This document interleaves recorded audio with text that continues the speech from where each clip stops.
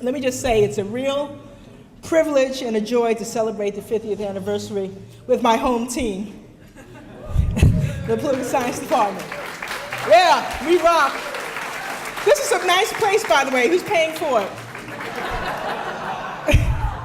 Right, I am, I know. Dean Nobles.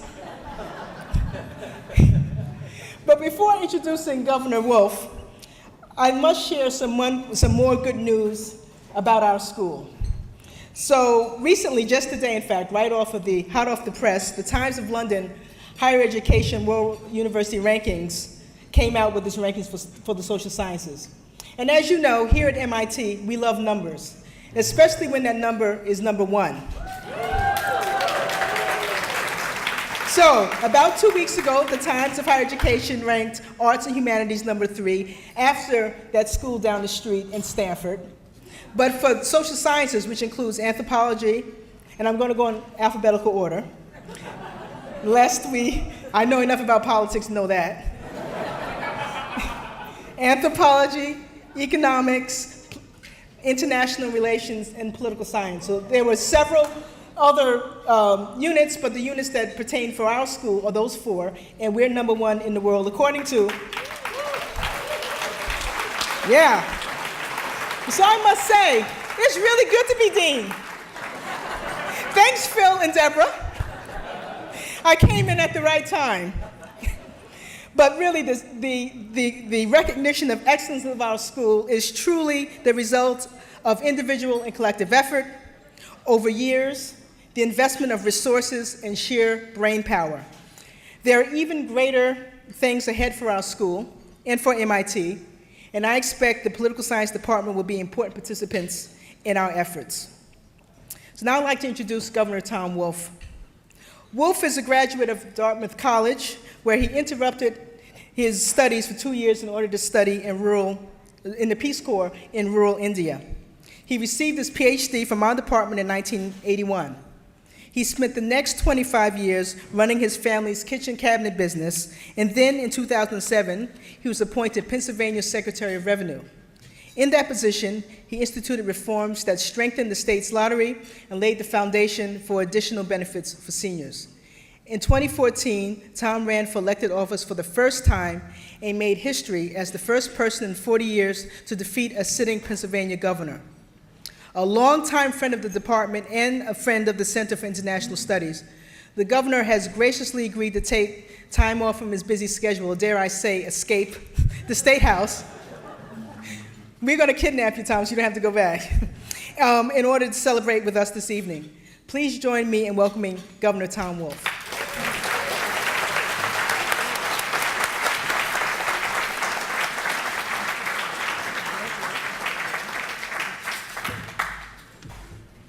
Well, thank you very much, Melissa. That was a great introduction, and congratulations to all of us on being number 1. Of course, we knew that, right? I am really pleased to be able to be back here, and it's not just to escape Harrisburg, although that's a nice thing. But it's good to be back with so many friends, but also to celebrate 50 years of excellence in the department. This department has meant a lot to me. I made a lot of friends here, a couple sitting here at the table with me. I got my PhD here, which I brag about all the time in Harrisburg. I was married when I was here, and I even taught briefly here. So I'm really happy to be able to share thinking about MIT and talking about how it made all the difference in a lot of people's lives, and especially in mine. There are 6 specific things I want to talk about that I learned from MIT in political science, and things that have been important to me, and that's what I'd like to share with you this evening. First, I learned that political science, and I'm sure you'll agree with me here, is beyond question the most important discipline in academia.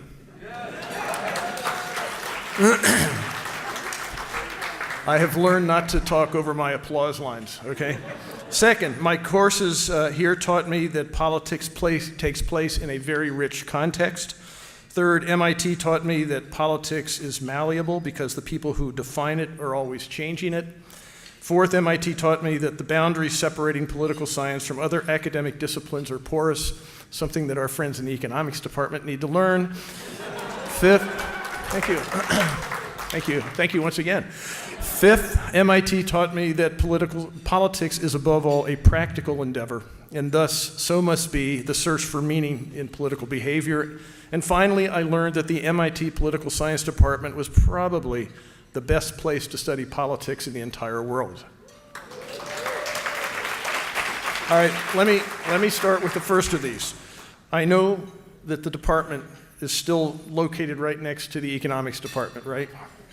And I know that those economists typically try to lord it over political scientists, right? Still do that. After all, they claim to have the really elegant mathematical models. Sometimes they're even deductive mathematical models. They have the Nobel laureates. And, in many ways, they look at us as sort of economist wannabes. But the truth is, and here's the truth, political science is where the real action is. I mean, the first woman to win the Nobel Prize in economics, Elinor Ostrom, you know what her PhD was in? Political science, that's right. Yeah, that's right. In fact, most nations consider the field to be one integrated discipline, political economy. As Abba Lerner, an economist at the London School of Economics, said back in the 1970s, economics, quote, has gained the title queen of the social sciences by choosing solved political problems. That's how they do it, right? Indeed, the search for answers to society's most pressing unsolved political problems always involved a very important political dimension. And of course, political science classes are much more interesting than economics classes. So this idea that political science is more important than economics actually came home to me very early on. Dick, you've heard this story, but when I was at Dartmouth, I wasn't quite sure whether I wanted to major in economics or political science. So I took Economics 101, actually it was Economics 1. And of course, within the first week, those of you who have taken out economics, you get to the supply and demand curve, right? And so the professor stands up there, pulls himself up and said, now when the supply curve shifts to the right, what happens to the equilibrium price? And all these Dartmouth hands went up and somebody said the right answer. Of course, the equilibrium price goes down. So I put my hand up and I said, well, why would the supply curve shift to the right? He said, that's exogenous to the model. We don't. And I said, but isn't that a much more interesting question? He said, well, it might be, but we don't study that here.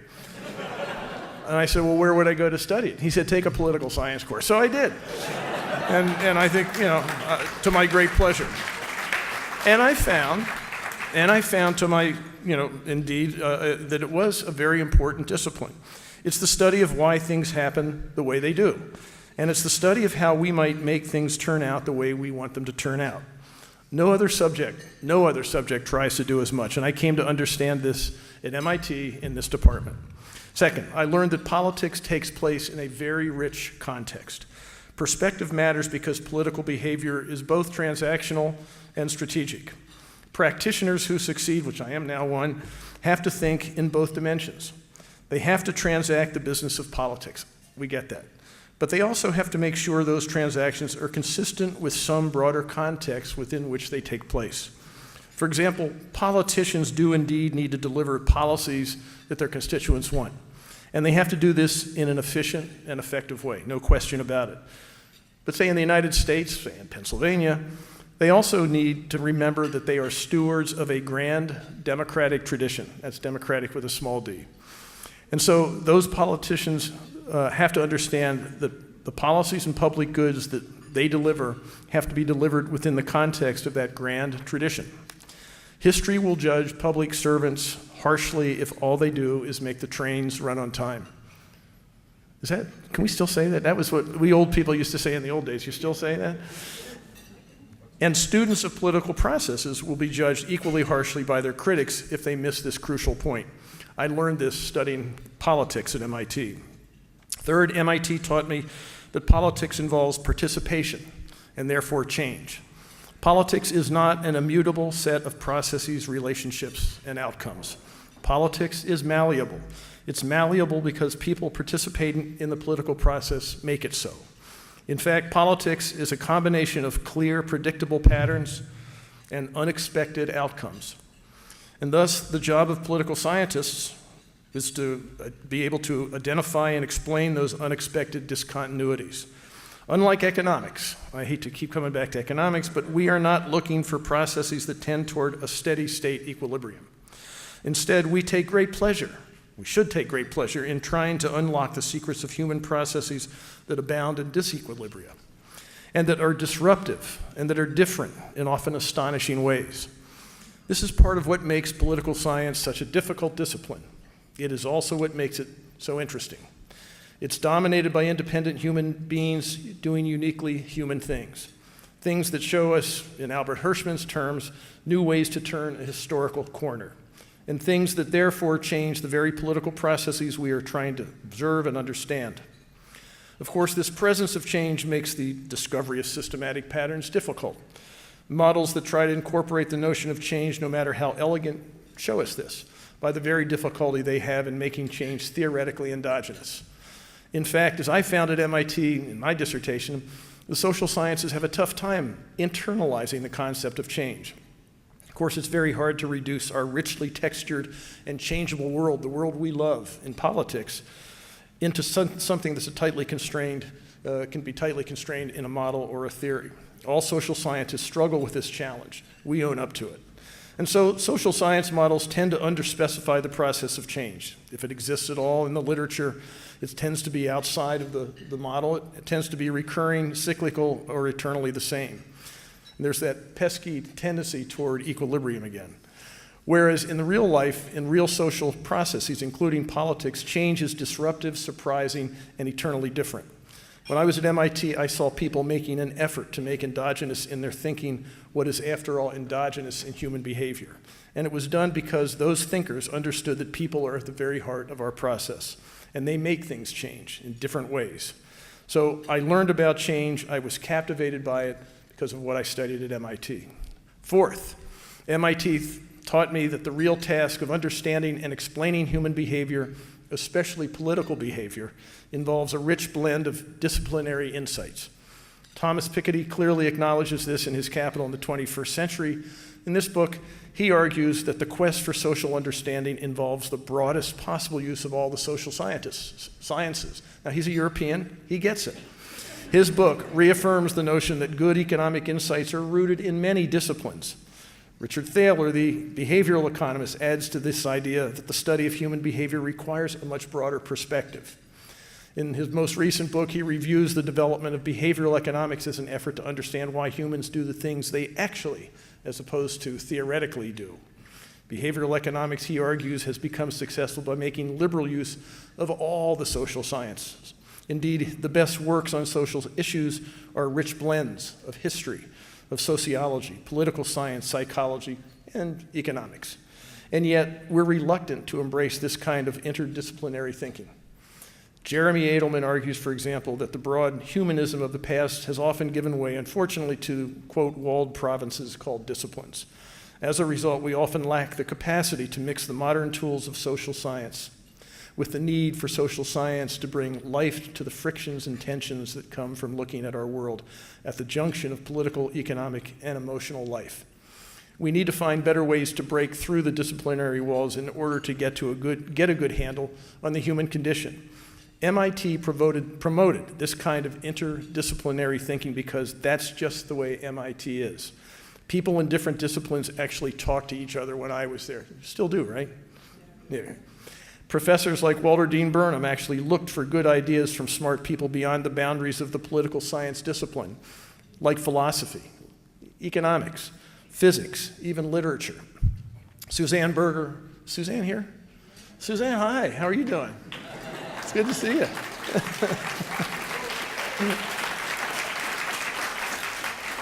She invited other disciplines to work on figuring out how, among many other things, about how the United States might do better at manufacturing. Departments like history would invite people from outside MIT, like Henry Steele Commager, to teach classes here, and hire someone from outside the department, a political science graduate student, to be his teaching assistant. Urban Studies would invite political science graduate students to participate in seminars on Gandhian principles of community development.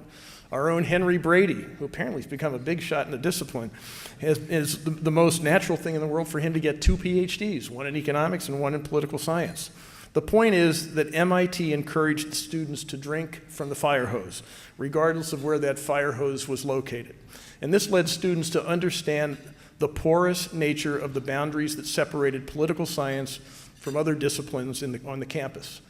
It led them to appreciate the richness of the social sciences, and it made for a better brand of political science at MIT. Fifth, and I don't want you to applaud when I get to number 6 here. Fifth, one from the end, taught me to view politics through a pragmatic lens. It taught me to rely less on dogma, ideology, cant, or pure theory in trying to understand real-world political processes. To a certain extent, this was a consistent thing with MIT's practical academic culture, built as it was on a foundation of engineering and science. This is also one of the reasons why public policy studies was, and maybe still is, such a big part of Course 17 and the Course 17 curriculum. It's also the reason this department owes its origins to people like Max Millikan and Lucian Pye and Myron Weiner and Daniel Lerner and others, people who were interested in understanding the practical challenges faced by newly independent nations that were interested in developing successfully. But this pragmatism is also necessary to a thorough understanding of the political process in general. In the end, public servants have to develop practical solutions to the actual problems they face. I'm learning this every day. And therefore, the people who study those public servants and those policy solutions have to understand the practical perspectives that those actors bring to their tasks. The point is that politics is above all a very practical discipline. It's the art of figuring out what you want to do, how you're going to do it, and how you're going to convince others to go along with what you want to do. By the way, that's pretty much the way the world works in general. And it's certainly the way I found political science at MIT to work. Finally, no applause here, finally, the MIT Department of Political Science was, and I'm sure still is, the best place to study politics in the world. All right, now let me defend this clearly contentious point. First, the attributes I listed above made MIT a unique place to study politics. I felt free to explore processes, policies, and ideas in ways I probably would not have been able to do at any other place. I had access at MIT to the resources I needed to look at the world's problems in new and exciting ways. Second, the great minds who came here to teach and study and do research gave real life to those rich attributes. And what's more, I learned directly from those people, not from teaching assistants, who owned those great minds. People who saw teaching as a central part of the academic enterprise and not as an annoying add-on to their academic mission. Third, the learning process at MIT was also enriched, I believe, by the collegial spirit that permeates this place, MIT. Possibly as a reflection of the laboratory culture of the Institute, students were more likely to be viewed by their professors as research collaborators rather than as mere pupils. This made the interaction between the professoriate and the students richer and more robust. And so it was no surprise that a small place like this produced more APSA dissertation awards per capita than any other department in the country in the 60s and the 70s, and maybe today. Okay, someone might actually want to check that fact out, but I think that was true. The point is that this was a remarkable, and I'm sure still is, place to learn about the political process. And I was blessed to have been allowed to be one of its learners. So congratulations on 50 years of history.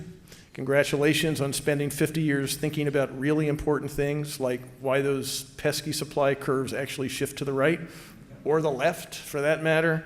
Congratulations on thinking about these important questions in very important ways in the broad and rich perspective a discipline like this merits, that politics is dynamic and changeable because of the people who give it life, that the study of politics involves insights from other academic disciplines, that pragmatism is the appropriate way to approach, analyze, and understand this very practical corner of human behavior, and that MIT was, and again remains, absolutely the best place to study this magnificently interesting and important subject.